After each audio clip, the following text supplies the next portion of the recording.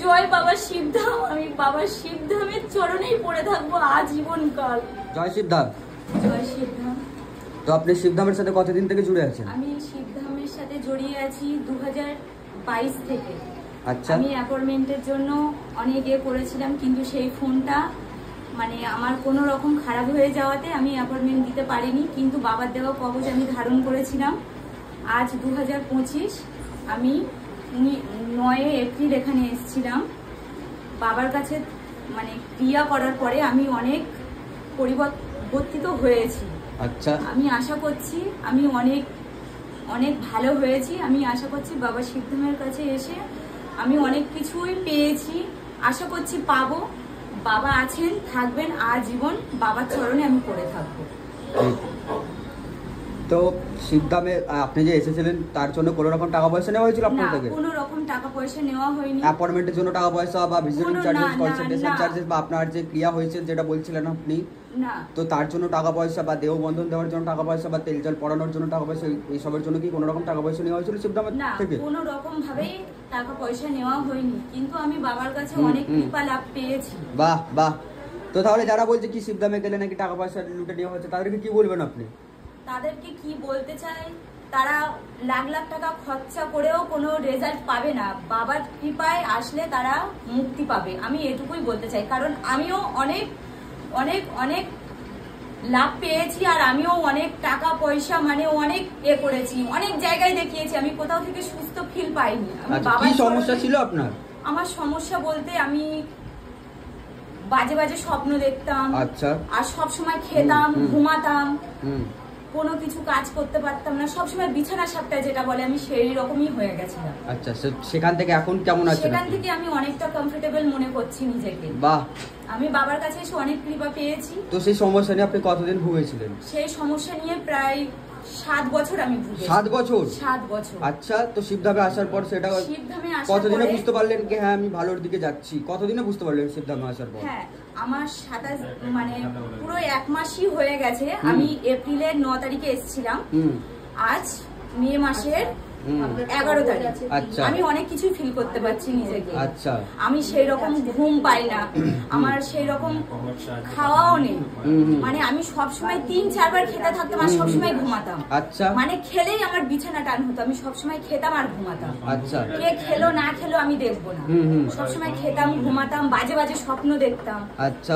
সেই সমস্যা নিয়ে আপনি 7 বছর ভুগেছেন, আর শিবধামে আসার পরে আপনি এপ্রিল মাসে এসেছিলেন বলছেন। তো আসার পর সেখান থেকে আপনি বুঝতে পারছেন কি হ্যাঁ আমি এখন নরমাল হয়ে গেছি, তাই তো? অনেক নরমাল হয়েছি। বাহ বাহ। অনেক পজিটিভ কেটেছে।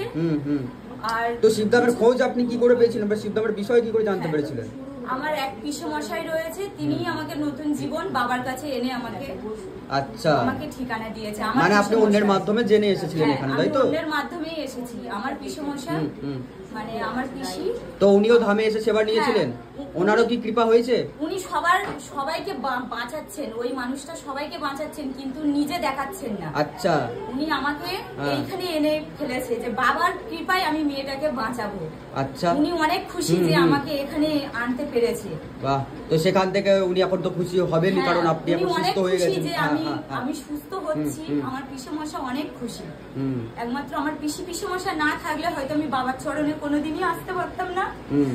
জয় বাবা শিবধাম। আমি বাবা শিবধামের চরণেই পড়ে থাকবো আজীবন কাল।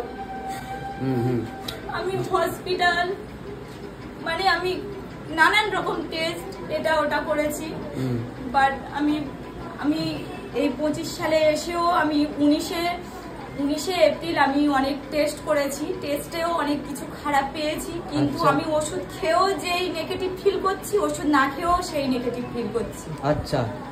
এবারে শিবধামে আসার পর কি আপনি ওষুধ খাচ্ছিলেন আরো? হ্যাঁ, ওষুধটা খাচ্ছিলেন, মানে মাঝে মাঝে আমি খাচ্ছি। আচ্ছা। মাঝে মাঝে ওষুধটা খাচ্ছি, কিন্তু মানে আমি রেজাল্ট বুঝতে পারছি যে আমার ওষুধ খেয়েও যেই প্রবলেম হচ্ছে, না খেয়েও সেই প্রবলেমটা হচ্ছে। আচ্ছা। মানে ওষুধও কোনো কাজ করছে না? না। আচ্ছা। মানে সেই প্রবলেমটা মানে ওষুধে আমার কিছু হচ্ছে না। ডাক্তারও দেখিয়েছিলেন আপনি ওই সমস্যা নিয়ে? ডাক্তার বলছে যে আমার সুগার হয়েছে, সুগার আছে, এই শরীরে সুগার আছে, কোলেস্ট্রল আছে, আর আমার পেটের সমস্যা আছে। পেটের সমস্যাটা থেকেই নাকি আমার সুগারটা হয়েছে। ডাক্তার বলছে আজীবন কাল আমাকে ওষুধ খেতে হবে। ভাই প্রতি মাসে 5,000 টাকা করে কি ওষুধ খাওয়া এই গরিব ঘরে সম্ভব? একদম। সংসারেও অশান্তি বেঁধে যাচ্ছে, কোথায় পাবো এত টাকা? আচ্ছা, তো সিদ্ধামে আসার পর আপনি এখন আস্তে আস্তে মানে ওষুধটাও কম করে দিয়েছেন, তাই তো? বাহ বাহ। আমি ওষুধটাও কম করে দিয়েছি। আজ বাবার কাছে এসেছি অ্যাপয়েন্টমেন্টে দ্বিতীয়বার।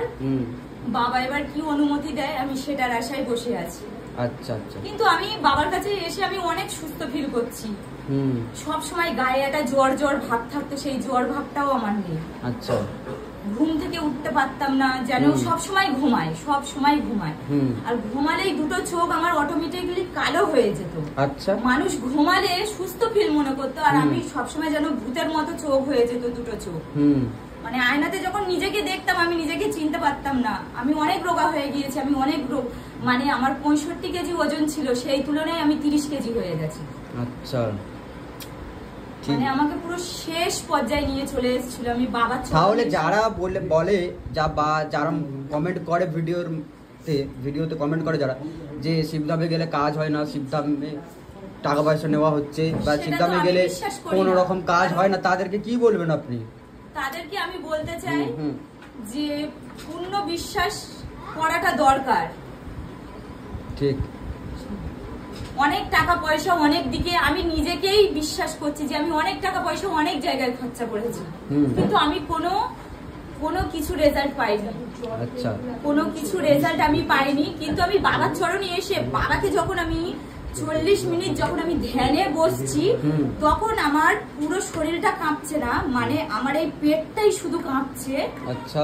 আর আমাকে ঘুম পাড়িয়ে দিচ্ছে, মানে মাথা টাল খাইয়ে ফেলেও দিচ্ছে বাবার ধ্যান যখন আমি 40 মিনিট করছি। আচ্ছা। মানে আমাকে মানে আমার পেটটাকে কাঁপিয়ে দিচ্ছে। আর এই মানে আমি বাবার কাছে আসার পরে আমার ঘুমটাও চলে গিয়েছে, মানে থালা যেই খেতাম সেই খাওয়াটাও আমার কমে গিয়েছে। মানে আগের থেকে আপনি নরমাল হয়ে গেছেন এবং হচ্ছে এখন অনেক নরমাল হয়েছি। আমি জোর গলায় বলছি বাবার সামনে এসে আমি বাবার চরণে পড়ে অনেক সুস্থ হয়েছি। আশা করছি আমি সুস্থ হয়ে যাব বাবার কাছে।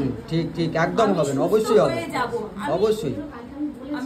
তো যারা সিদ্ধামে আসতে পারছেন না, যারা শুধুমাত্র ভিডিওই দেখছেন, তো তাদেরকে কি বলতে চাইবেন আপনি? তাদেরকে বলবো অপেক্ষা করুন, ধৈর্য ধরুন, বাবার কৃপায় বাবা ঠিক দেখে নেবে। ঠিক। কারণ আমি এই 7 বছর ধরে জীবিত ছিলাম, মানে আমি নিজে ফোনের মাধ্যমে আমি বাবার চরণে আসতে পারিনি। আমি এখনো বলবো আমার পিসে মশাই আমাকে বাঁচিয়েছে, আমাকে এই জায়গায় এনেছে। তিনিও অ্যাপয়েন্টমেন্টের জন্য চেষ্টা করছে নিজেকে দেখানোর জন্য, কিন্তু সে দেখাচ্ছে না, আগে আমাদেরকে বাঁচাচ্ছে। আচ্ছা। তিনি আমার দাদা বৌদি, আমার বাবা, আমার মা আমাকে যেন নতুন জীবন দিয়েছে। আমার মায়েরও অনেক প্রবলেম ছিল, মানে উনি এখানে পাঠিয়েছেন এবং এখান থেকে সিদ্ধাম প্রভুর কৃপাতে তারা এখন নতুন জীবন ফিরে পেয়েছেন, এটা বলতে চাইছেন, তাই তো? ওনারাও বাবার ধ্যান, বাবার মন্ত্র তিনিও পড়েন, আর বাবাকে পূর্ণ বিশ্বাস করেন। সেই মানুষটা বিশ্বাস করেন, তার বিশ্বাসে সেই মানুষটা নিজের ফোন নাম্বার থেকে অ্যাপয়েন্টমেন্ট পেয়ে আমাদেরকে এই জায়গায় এনেছে। নইলে আমরা কোনোদিন বাবার কৃপায় হয়তো আসতে পারতাম না। এটাই তো সিদ্ধাম প্রভুর ম্যাজিক। সিদ্ধামকে যে বিশ্বাস ভক্তি করবে তারই তৎকাল কৃপা হবে। জয় সিদ্ধাম। জয় সিদ্ধাম। জয় সিদ্ধাম। জয় সিদ্ধাম।